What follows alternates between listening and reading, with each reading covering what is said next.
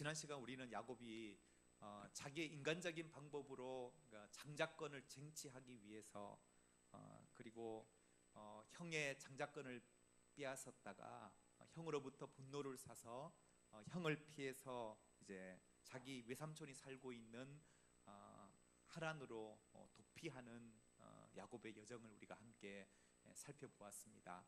지금까지 부모님 밑에서 어떻게 보면 평안하게 삶을 살아가다가 자기의 잘못된 실수로 인해서 자기의 잘못으로 인해서 이제 도망자의 신세가 되어서 이제 하란 땅을 향해 그 멀고도 먼 여정을 떠나는 그 야곱의 인생길. 그래서 어찌 보면은 그의 인생 속에 막다른 길, 인생의 벼랑 끝에 내몰리는 그 상황 속에서 참으로 감사한 것은 하나님의 놀라운 은혜는 그렇게 벼랑 끝에 내몰린 야곱에게 하나님이 찾아와 주셔서 야곱에게 만나 주셨던 그 하나님의 은혜를 우리가 함께 살펴보았습니다. 인생의 벼랑 끝에서 혼자 외로이 어두운 차가운 밤을 보내고 있는 그 야곱에게 하나님은 나타나셔서 나는 여호와니 너의 조부 아브라함의 하나님이요 또 이삭의 하나님이다. 내가 누워있는 그 땅을 내가 너와 네 자손에게 주겠다. 그리고 모든 족속이 그리고 너와 너 자손으로 인해서 복을 받게 할 것이다.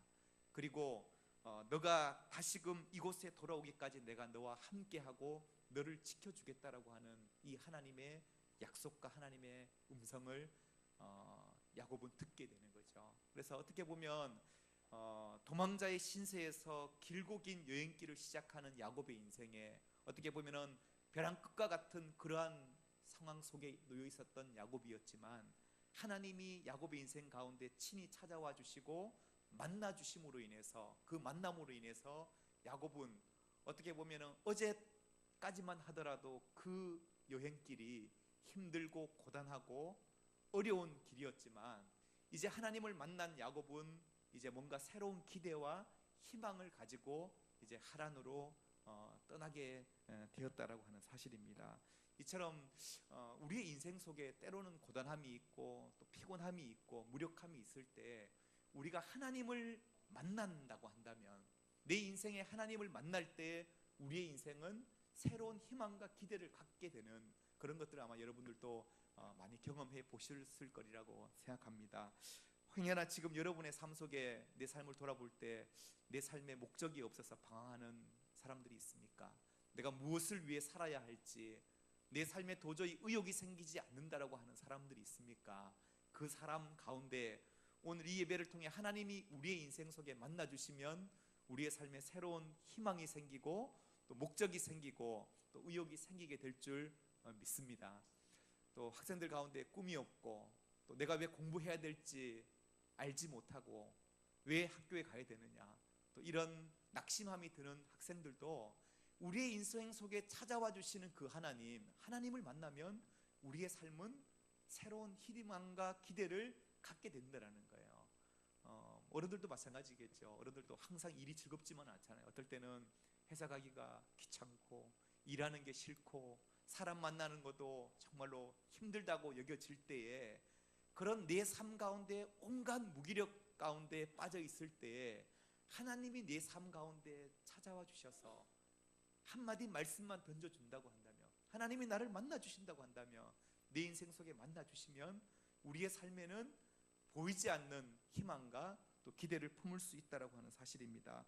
이제 야곱이 도망자의 신세에서 이제 베델에서 하나님을 만났어요. 만나서 이제 가벼운 발걸음으로 하란을 향해 떠나는데 이제 하란 땅에 도착을 했어요. 도착해서 제일 먼저 머문 곳이 어디냐면은 한 우물에 머물게 돼요. 우물. 우리가 창세기를 보다 보면 우물을 계속해서 발견하게 되는데요. 아마 야곱이 이때 한 우물에서 양을 치는 목자들을 만나게 되는데 이 우물이 어떻게 보면 그 이전 자기 할아버지 아브라함이 자기 아버지였던 이삭의 아내를 만나게 해주기 위해서 늙은 종을 보내었고 그 우물에서 어떻게 보면은 자기 엄마를 만났던 그 장소가 바로 이 우물이에요. 근데 지금 야곱이 이제 혼자서 어떻게 보면은 자기 외삼촌을 만나기 위해서 떠났던 여행, 또 그 여행 가운데 자기에게 주어진 미션은 나도 그 땅에서 아내를 만나야 된다라는 그 마음으로 떠났는데 한 우물에 다다르게 되었던 거예요. 근데 그 우물에서 목자들을 만났어요. 목자들을 만나서 목자들에게 이제 야곱이 묻습니다. 뭐라고 묻느냐? 야곱이 이르되 어디서 왔느냐라고 물어요. 그러니까 이 목자들이 뭐라고 대답하냐면 그들이 이르되 하란에서 왔노라. 그러면은 라반을 아느냐라고 물어봤어요. 물어보니까 안다고. 그리고 그가 평안하냐 물으니까 라반이 평안하다. 그리고 그의 딸 라헬이라는 여인이 있는데 그 여인이 지금 양떼들을 몰고 이리로 오고 있는 중이다라고 그렇게 대답을 하는 거예요. 그리고 이 목자들과 야곱이 대화를 나누던 중에 드디어 라헬이 그 우물가에 등장을 한 거예요. 많은 양떼들을 몰고 우물가에 딱 왔는데 야곱이 이 라헬을 딱 보는 순간 뭔가 자기가 지금까지 77년을 살아오면서 이런 감정은 처음이야. 그 라헬을 보는 순간 뭔가 마음속에 아마 가슴이 뛰었던 것 같아요. 그랬던 나머지 라헬이 양을 몰고 오니까 그 큰 바위와 같은 돌을, 우물을 막고 있는 돌을 혼자서 덜렁 들고는 집어치우고 거기다가 이제 라헬의 양떼들에게 물을 먹이는 거예요.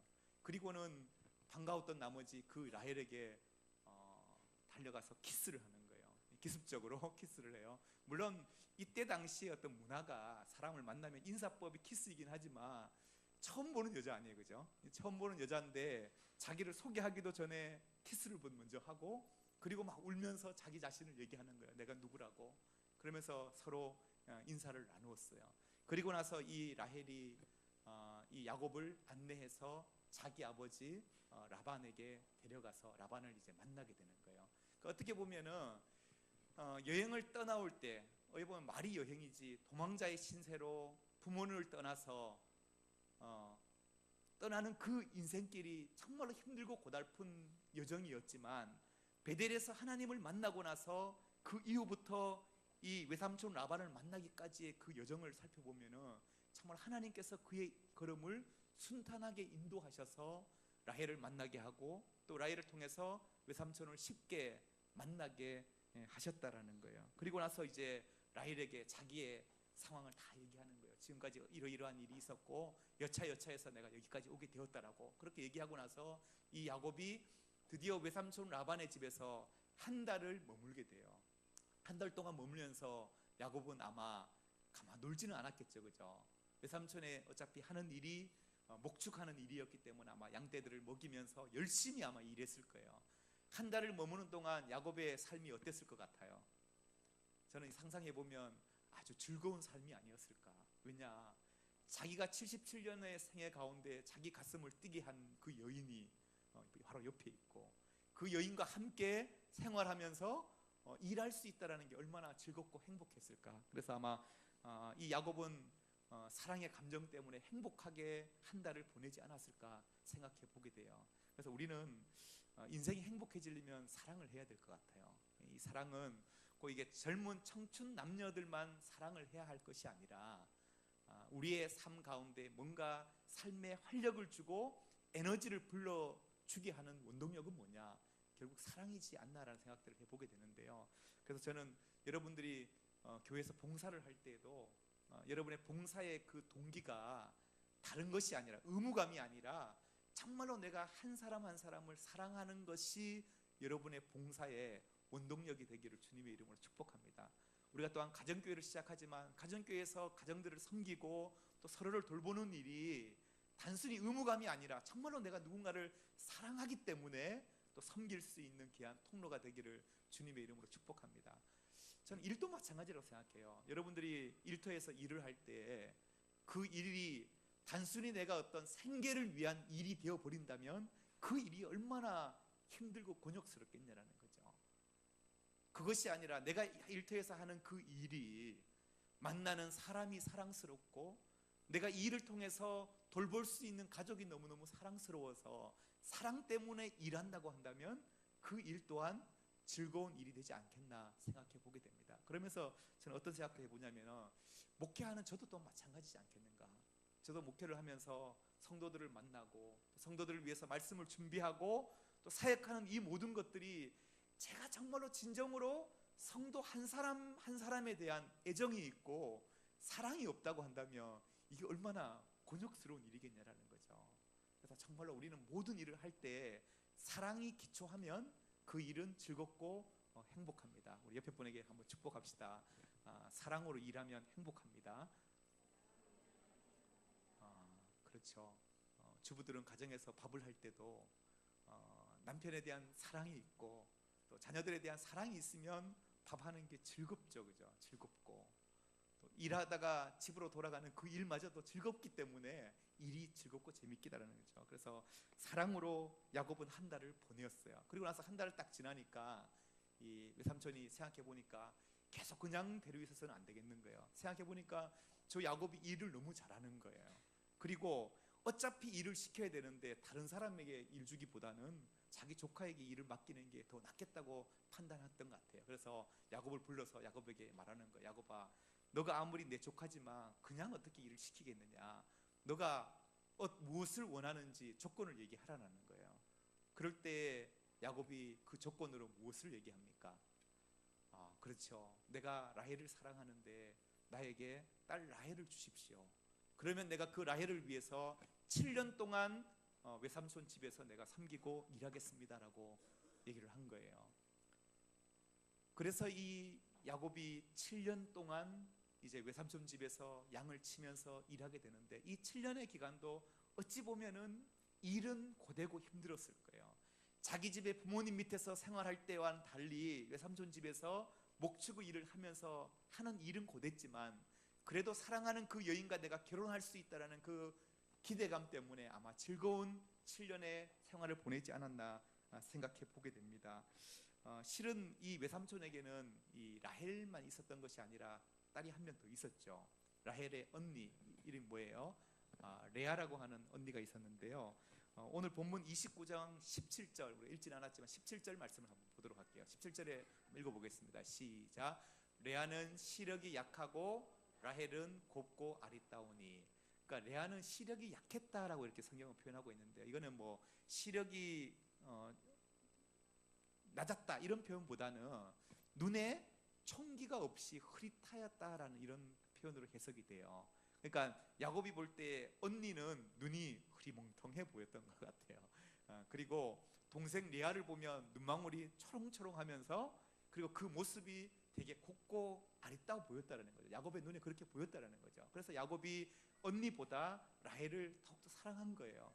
그리고 라헬을 사랑했던 그 사랑의 마음으로 7년을 열심히 일하고 봉사했어요. 그런데 놀라운 거는 오늘 성경은 20절에 뭐라고 표현하고 있냐면 이렇게 표현합니다. 같이 읽어보겠습니다. 시작.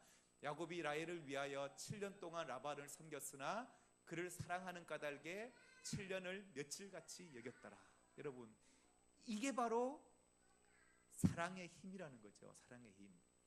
7년을 라반을 위해서 섬기고 봉사했는데 그 고된 일을 했는데도 불구하고 7년이 며칠같이 여겨질 정도로 그렇게 일하고 섬겼어요. 여러분, 그랬던 이 야곱이 어떤 사람입니까? 지금까지 살아온 인생의 여정을 보면은 장자의 축복권을 빼앗기 위해서 배고파서 굶주려 있는 형에게 팥죽 한 그릇으로 장자의 명분을 가로챘던 사람이 야곱 아니에요, 그죠?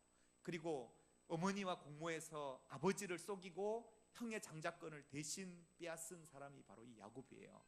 이 야곱이 드디어 열심히 7년을 일하고 섬겨서 드디어 라헬을 자기 아내로 맞이하게 된 거예요. 그래서 드디어 손꼽아 기다리던 결혼 날이에요. 결혼식 첫날 밤 잔치를 다 베풀고 나서 첫날 밤을 이제 라헬과 함께 보내었어요. 그리고 꿈에 그리던 그 밤을 보내고 나서 아침에 눈을 떴는데 날이 밝아와서 옆을 딱 보니까 아니 어찌된 일이에요. 분명히 내가 라헬과 결혼을 했는데 그렇게 약속을 했는데 자고 일어나 보니까 옆에 있는 여인이 누군 거예요? 레아인 거예요. 그래서 외삼촌에게 따지기 시작한 거죠. 외삼촌 어떻게 이럴 수가 있냐고. 왜 나에게 라헬과 약속하지 않았냐고 나와. 그런데 왜 레아를 나에게 아내로 줬냐라고 그렇게 따진 거예요. 그럴 때 외삼촌은 더 큰 소리 칩니다. 뭐라고 얘기합니까? 당신네 너희들의 살던 지방에서는 그게 가능한 일인지 모르겠지만 우리 지방에서는 아우가 형보다 먼저 가는 일이 없다라고. 근데 참 놀라운 거는요, 성경학자들은 이 외삼촌 라반의 말에 대해서 어떻게 해석을 하냐면, 이 말은 상당히 야곱에 대해서 좀 비꼬아서 하는 말투라고 해요. 왜 비꼬냐면은, 야곱은 어떻게 보면은 자기의 형의 장자권을 빼앗은 사람이잖아요. 그런데 너희 지방에서는 그게 가능한지 모르지만 우리 지방에서는 그럴 수 없다라고. 어떻게 보면 야곱이 장자권을 형에서부터 빼앗은 그 사건에 대해서 약간 비꼬아서 이렇게 표현을 한 거죠. 그래서 또다시 야곱이 저러니까 이 라반이 또다시 약속을 하자라는 거예요. 어떻게 약속하느냐? 그러면 결혼 절차를 다 밟고 7일이 지난 다음 다시 내가 라헬을 너에게 주겠다. 라헬을 위해서 7년을 더 봉사하고 섬기라는 거예요.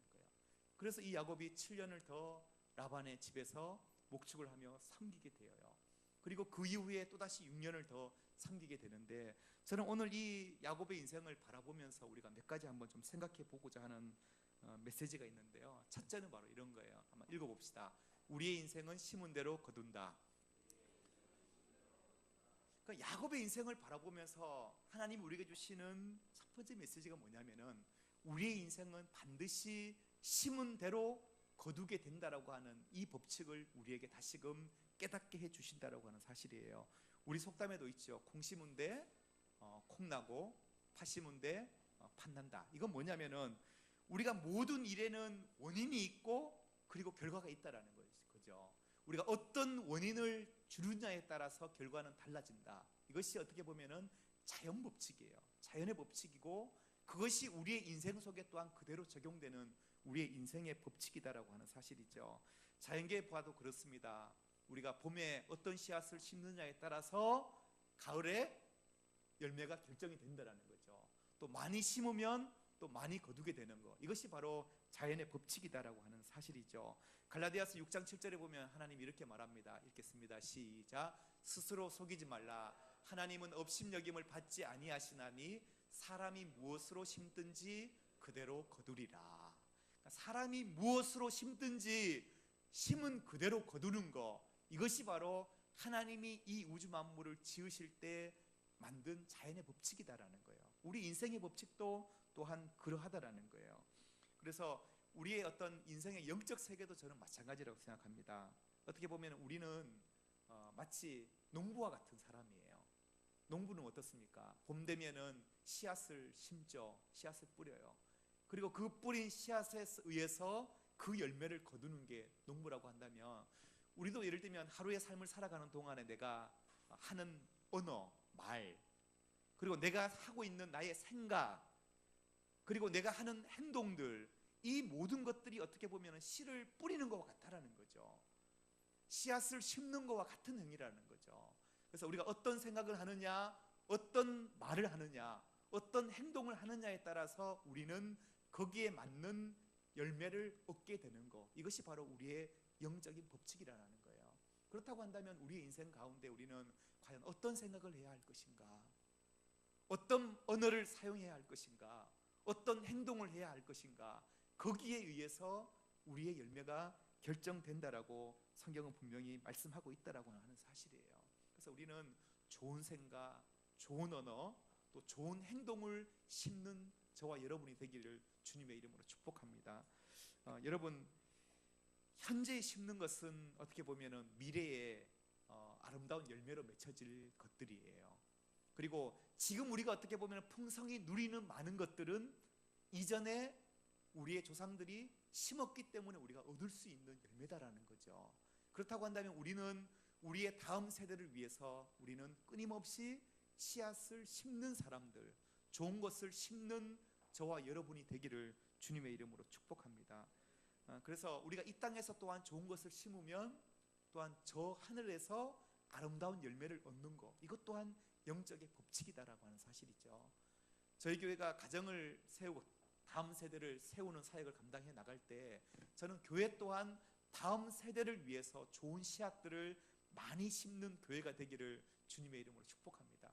그래서 우리가 다음 세대를 위해서 기도를 심고, 또 다음 세대를 위해서 복음을 심고 사랑을 심을 때 우리는 다음 세대 가운데 아름다운 열매를 얻을 수 있다라고 하는 사실이죠.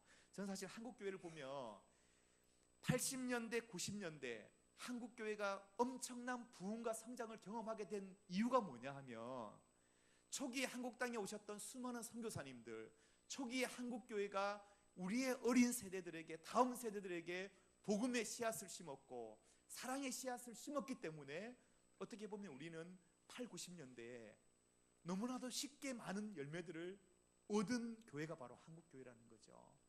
그런데 지금 한국 교회의 위기는 뭡니까? 다음 세대를 위해서 심지 않고 다음 세대를 위해서 끊임없이 눈물로 씨앗을 심지 않기 때문에 어떻게 보면 찾아온 위기가 아닌가라는 생각을 해보게 됩니다. 그런 의미에서 교회도 다음 세대를 위해서 끊임없이 복음을 심고 사랑을 심는 공동체가 되어야 할 것이고, 여러분도 여러분의 삶 속에 내가 어떤 씨앗을 심을 것인가 생각해 볼 수 있는 은혜가 있게 되기를 주님의 이름으로 축복합니다. 갈라디아서 6장 8절에는 이렇게 말합니다. 시작. 자기의 육체를 위하여 심는 자는 육체로부터 썩어질 것을 거두고 성령을 위하여 심는 자는 성령으로부터 영생을 거두리라. 아멘. 그렇다고 한다면 우리가 심때 어떤 것을 심어야겠냐라는 거죠. 단순히 내 육체만을 위한 것을 심는 썩어질 씨앗을 심을 것이 아니라 성령을 위한 영원한 씨앗을 심을 수 있는 저와 여러분이 되기를 주님의 이름으로 축복합니다. 어떻게 보면은 야곱은 형을 속이면서 지금까지 속이고 사기치고 그러면서 자기의 인생을 살아왔어요. 어떻게 보면 야곱이 심은 씨앗이라고는 거짓하고 속이는 그런 씨앗을 심었다라는 거죠. 그 심은 결과가 뭐예요? 결국은 자기 자신 또한 라반으로부터, 외삼촌으로부터 속임을 당하게 되는 그러한 열매를 얻게 되었다라는 거죠. 창세기 37장에 보면은 이렇게 얘기하고 있어요. 한번 읽어보겠습니다. 시작. 그대들의 아버지가 나를 속여 품삯을 10번이나 변경하였느니라. 그러나 하나님이 그를 막으사 나를 해치지 못하게 하셨으며. 아멘. 우리는 생각할 때 본문 속에 이 외삼촌이 라헬과 결혼시켜 주겠다고 약속해 놔놓고 레아를 먼저 들여보냈잖아요. 한 번 속인 걸로 확인되지만 야곱은 지난 20년의 세월을 돌이켜 볼 때 이 외삼촌으로부터 몇 번을 속은 거예요?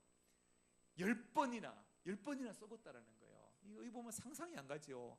그렇게 속이기를 잘하고 사기를 잘 치는 이 야곱이 어떻게 외삼촌에게 또한 사기를 당했을까? 속임을 당할까? 이거라는 거죠. 그러니까 나는 뛰는 놈 위에 나는 놈이 있다고 하듯이 야곱이 외삼촌에게 그대로 당한 거예요. 저는 재미있는 성경 주석을 하나 발견했는데요. 메슈스라는 학자가 있는데 이 학자가 야곱이 외삼촌으로부터 당한 이 사기를 어떻게 표현하냐면은 제이콥 is out 제이콥이라고 이런 표현을 써요. 이게 어떤 의미냐면은 야곱이 외삼촌으로부터 야곱질을 당했다, 이 표현을 쓰고 있더라고요. 야곱질을 당했다. 그러니까 어떻게 보면은 지금 야곱이 외삼촌으로부터 속임을 당한 이 상황을 가리켜서 야곱은 자기보다 더 고수인 외삼촌으로부터 야곱질을 당했다. 야곱질이 뭐예요? 야곱질이라는 게 결국은 남을 속이고, 그죠? 그리고 사기치는 거, 이게 야곱의 전공인데 자기가 외삼촌으로부터 그대로 당하게 되었다. 이게 바로 뭐냐? 야곱의 인생 속에 속이고 거짓을 하며 살았던 그의 씨앗이 똑같이 그 열매로 맺게 되었다라는 그 표현을 쓰고 있다라는 거죠. 지난 주간에 우리 고등학생들이랑 만나서 대화를 하는데 대화 중에 이런 얘기가 흘러나왔어요. 가는 말이 고와야 그 다음 말이 뭐죠? 오는 말이 곱다 이건데 애들이 하는 말이 목사님 요즘 세상은 그렇지 않습니다. 그럼 뭐냐 했더니 가는 말이 고우면 무시당합니다. 애들 세계에는 적어도 그렇다라는 거죠. 애들 세계에서는 고운 말 쓰면 얘를 인정해주고 알아주는 것이 아니라 무시한다라는 거예요. 그래서 애들이 욕이 나오는 거죠. 말을 거치게 하고 내가 너보다 세다라는 걸 보여줘야지 나를 무시하지 않고 깔보지 않는다라는 거예요. 어떻게 보면은 친절을 심으면 뭔가 친절의 아름다운 열매가 맺혀야 되는데 무시당한다. 착한 행동을 심으면 뭔가 착한 행실로 보답을 받아야 되는데 오히려 나를 깔본다. 이게 어떻게 보면 세상에서 우리가 경험하게 되는 일이라는 거예요. 그러나 여러분, 그것이 끝이냐라는 거죠. 세상에서 내가 착한 행동을 했더니 내가 무시당하고 사람들이 나를 깔보더냐, 이게 끝이냐라는 거죠. 이게 자연의 법칙입니까? 우리 인생의 법칙입니까? 그렇지 않다라는 거죠. 갈라디아서 6장 9절은 그래서 이렇게 말합니다. 시작. 우리가 선을 행하되 낙심하지 말지니 포기하지 아니하면 때가 이름에 거두리라. 절대 포기하지 말라는 거예요. 잠시 잠깐 보면 내가 고운 말을 던졌더니 저 사람이 나를 무시하고 깔보는 것 같지만 그게 끝이 아니라는 거죠. 우리가 포기하지 않고 낙심하지 않고 끝까지 선을 행하면 하나님께서 우리의 인생 가운데 선으로 대갚아 주시는 분이 하나님이심을 믿으시기를 주님의 이름으로 축복합니다. 행여나 여러분의 삶 가운데 내가 주님 말씀대로 살아가려고 노력하고 해봤는데 돌아오는 거는 그게 아니에요. 그러더라도 주님은 낙심하지 말라는 거예요. 포기하지 말라는 거예요. 그리고 시편 말씀 하나 더 읽어보겠습니다. 시작. 눈물을 흘리며 씨를 뿌리는 자는 기쁨으로 거두리로다. 울며 씨를 뿌리러 나가는 자는 반드시 기쁨으로 그 곡식단을 가지고 돌아오리로다. 아멘. 여러분, 눈물로 씨를 뿌리는 자는 그 씨가 썩어지지 않는다라는 거예요. 엄한 것이 나오지 않는다라는 것이에요. 우리가 믿음으로 좋은 씨앗을 심으면 하나님께서는 때가 되면 반드시 좋은 열매를 우리에게 주실 줄 믿으시기를 주님의 이름으로 축복합니다. 저는 우리가 다음 세대 사역을 할 때도 이 말씀 붙잡아야 될 것 같아요. 참으로 다음 세대를 위해서 씨앗을 뿌리고 복음을 뿌리고 사랑을 심는다라는 거 쉽지 않다고 생각해요. 인내가 필요합니다. 때로는 눈물로 씨를 뿌려야 되는 그러한 에너지가 우리에게 필요하다는 거죠. 그러나 우리가 낙심하지 않고 뿌려나갈 때 하나님께서 아름다운 열매를 우리에게 주실 줄 믿습니다. 두 번째 우리에게 주시는 메시지는 뭐냐면은 우리의 하나님은 악을 선으로 바꾸신다라는 거죠. 한번 읽겠습니다. 시작. 우리의 하나님은 악을 선으로 바꾸신다. 아멘. 여러분, 저는 이런 생각을 해봤어요. 야곱이 지금까지 왜 그렇게 장자권에 대해서 집착하는가? 그는 왜 형에게 배고파 자기에게 다가온 형에게 팥죽 한 그릇에 장자권을 빼앗기까지 하고 아버지를 속이면서까지 그렇게 장자권을 집착했는가? 여러분 한번 생각해 본 적 있으세요? 왜 그렇게 장자권에 집착하는가? 1번, 야곱은 아마 하나님의 약속을 믿고 그 약속을 이루기 위해서, 작은 자가 큰 자를 섬기리라고 했던 그 약속을 이루기 위해서 아마 그렇게 하지 않았을까? 아니면 2번, 야곱은 장자가 되어서 정말로 다른 사람들을 더 섬기고 더 베푸는 삶을 살아가기 위해서 장자의 축복을 사모했을 것이다. 3번, 아니 장자가 되어서 자기는 자기가 받을 축복을 받고 다른 사람들로부터 많은 섬김을 받고 싶어 했을 것이다. 여러분 몇 번일 것 같아요? 그렇죠, 3번 같죠. 아무리 야곱을 인생을 들여다봐도 야곱의 생애 속에 정말로 하나님을 뜨겁게 사랑했고 하나님을 위해서 뭔가 하나님의 뜻을 이루고자 했던 그 열망보다는 야곱은 철저하게 자기중심적이었던 사람이었다는 걸 우리가 발견하게 돼요.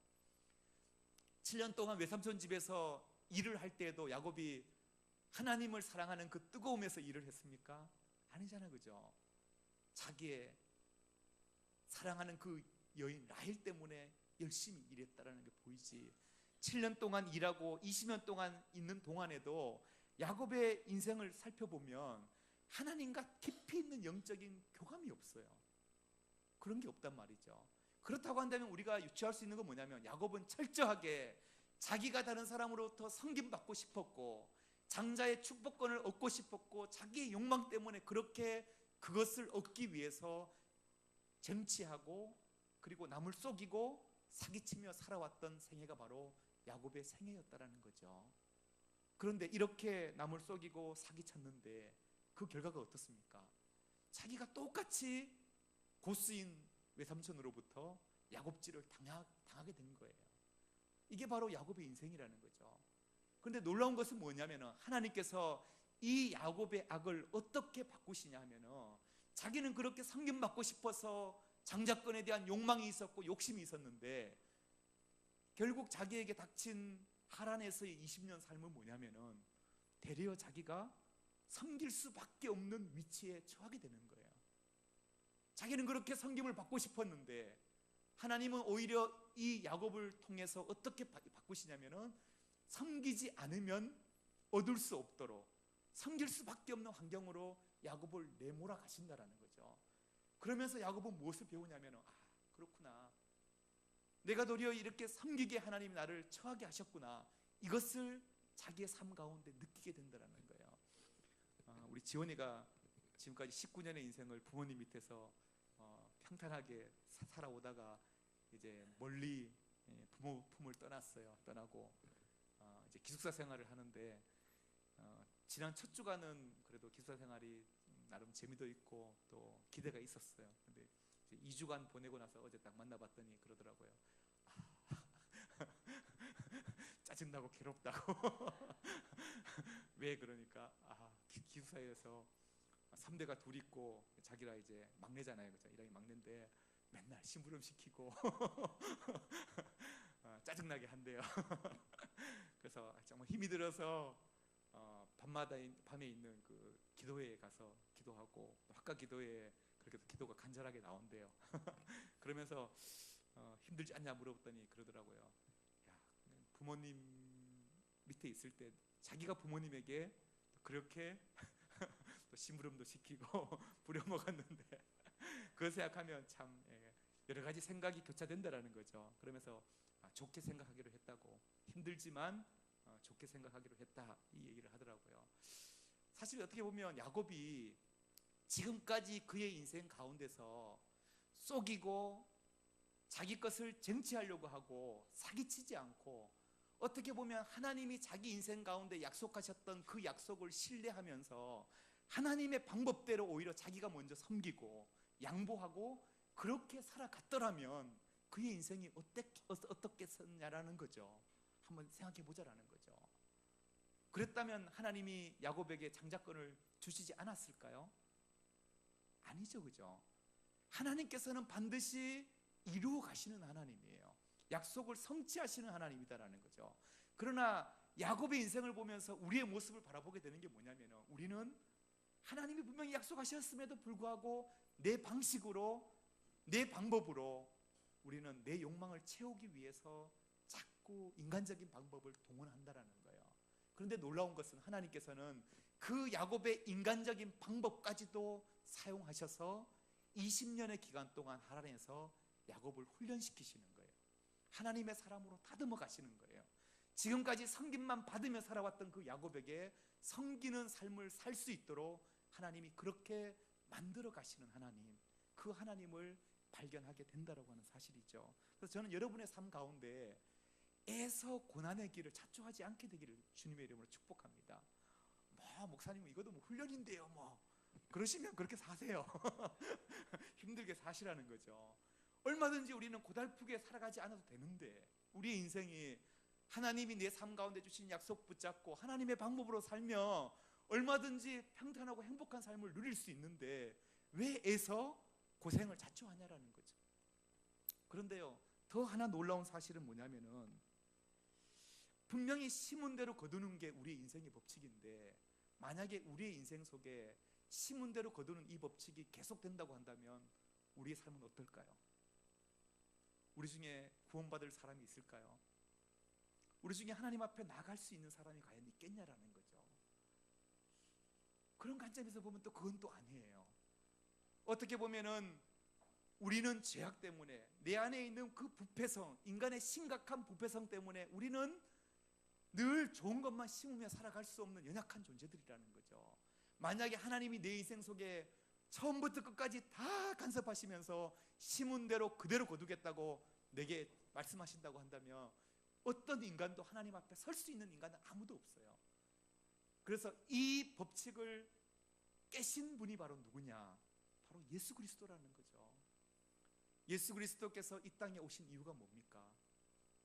정말 우리가 나쁜 씨앗을 심고 우리 인간의 그 부패함과 죄성 때문에 영원히 죽을 수밖에 없는 우리를 구원하시고 살려내시기 위해서 예수님께서 친히 이 땅에 오셔서 십자가를 지심으로 인해서 어떻게 보면 우리의 악을 선으로 바꿔주셨다라는 거죠. 우리가 죄로 영영 죽을 수밖에 없는 우리를 하나님의 자녀로 우리를 변화시켜 주신 그 역사가 바로 십자가의 구속의 은혜다라고 하는 사실입니다. 사랑하는 성도 여러분, 저는 말씀을 맺기 원하는데요, 한 이야기를 하고 말씀을 맺으려고 합니다. 샌프란시스코 남부에 보면은 로스 알토 힐이라고 하는 그런 마을이 있다고 해요. 이 마을이 어떻게 잘 알려진 마을이냐면은 마을 전체가 그냥 꽃밭이라고 해요. 그 도시 전체가 꽃밭이에요. 근데 그 도시가 왜 그렇게 꽃 마을로 유명해졌느냐 하면은 그 사연이 있는데요. 하루는 요한이라고 하는 그 우편 배달부가 있었다고 해요. 요한이라는 우편 배달부가 15년 동안 늘 이렇게 우편 배달부 일을 한 거예요. 근데 하루는 생각하니까, 야, 내가 15년 동안 뭐 하는 짓이냐?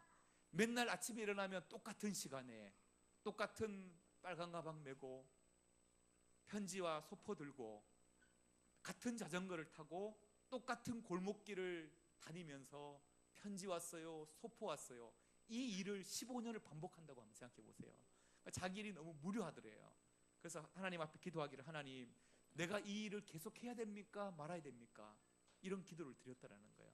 그런데 하나님께서는 답을 주시지 않고 너 계속 그 일을 하라라고 하시더래요. 그런 마음을 주시더래요. 그런데 이 일을 하자니 너무너무 무료하고 죽겠다라는 거죠. 못하겠다라는 거죠.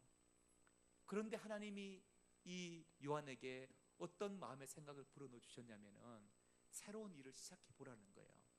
매일 똑같은 자전거를 타고 똑같은 거리를 누비고 다니지만, 그러나 이 사람에게 달라진 것이 하나 있는데, 그것은 뭐냐면은 자기 가방에 꽃씨를 항상 넣어 다니면서 지나가는 골목마다 꽃씨를 뿌리면서 일을 하기 시작했다라는 거예요.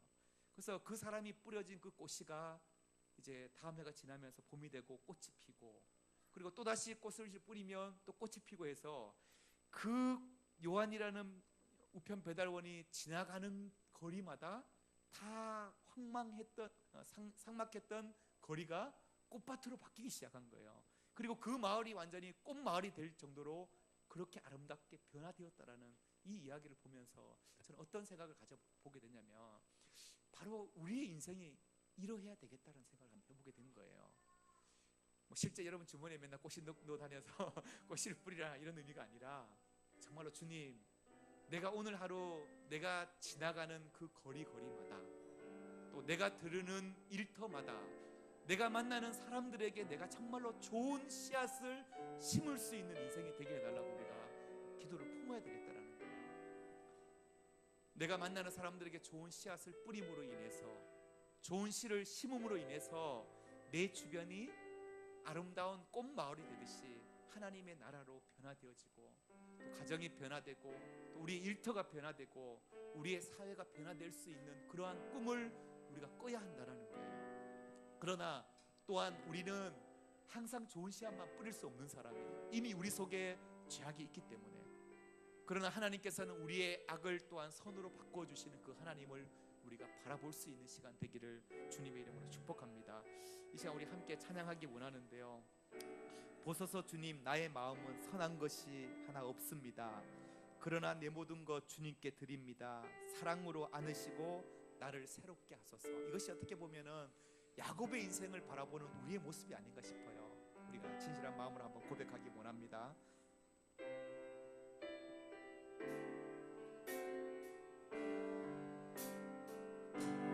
보소서 주님, 나의 마음이 선한 것 하나 없습니다. 선한 것 하나 없습니다.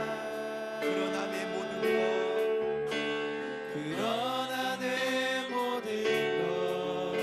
주께 드립니다.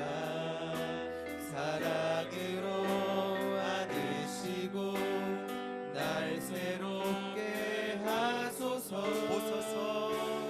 보소서 주님,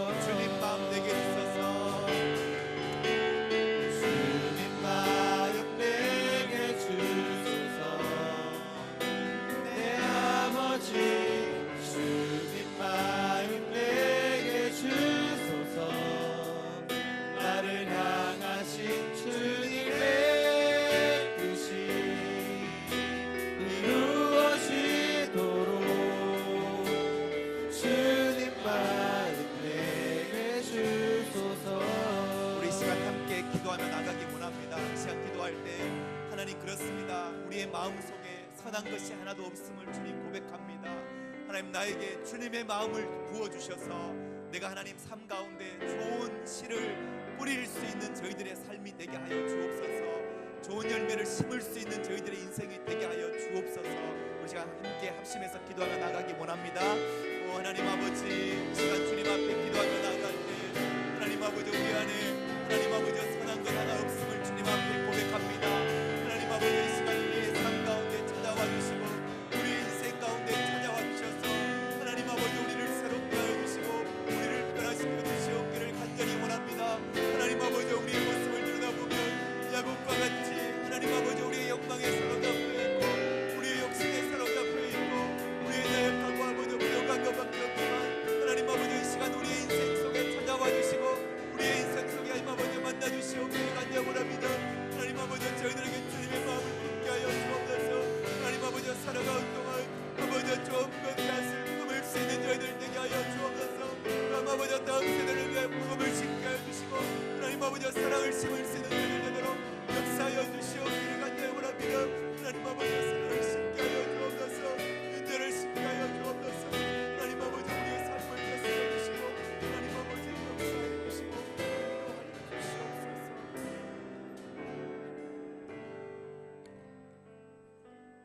사랑하는 하나님, 야곱의 인생을 살펴볼 때에 하나님, 우리의 모습과 별 다르지 않는 모습을 발견하면서 주님 앞에 이 시간 기도합니다. 하나님, 우리의 마음 가운데 정말로 선한 것 하나 없음을 또한 주님 앞에 고백합니다. 하나님, 우리를 새롭게 하여 주옵소서. 이 시간 저희들의 마음 가운데 주님의 마음을 품게 하여 주셔서 우리가 살아가는 동안 좋은 씨앗을 심을 수 있는 저희들의 생애가 되게 하여 주시옵소서. 좋은 생각을 심게 하여 주옵소서. 좋은 말과 또 좋은 행동을 심을 수 있는 저희들의 생애가 되게 하여 주옵소서. 특별히 하나님, 다음 세대들을 위해 복음을 심고 사랑을 심을 수 있는 저희 교회가 되게 하여 주시옵소서. 하나님, 또한 우리의 삶 가운데 때로는 우리의 연약함과 우리의 약함까지도 하나님께서 선으로 바꾸시는 그 은혜를 우리가 바라보며 늘 주님 앞에 거할 수 있는 삶을 살아가게 하여 주옵소서. 예수님의 이름으로 기도드립니다. 아멘. 우리 함께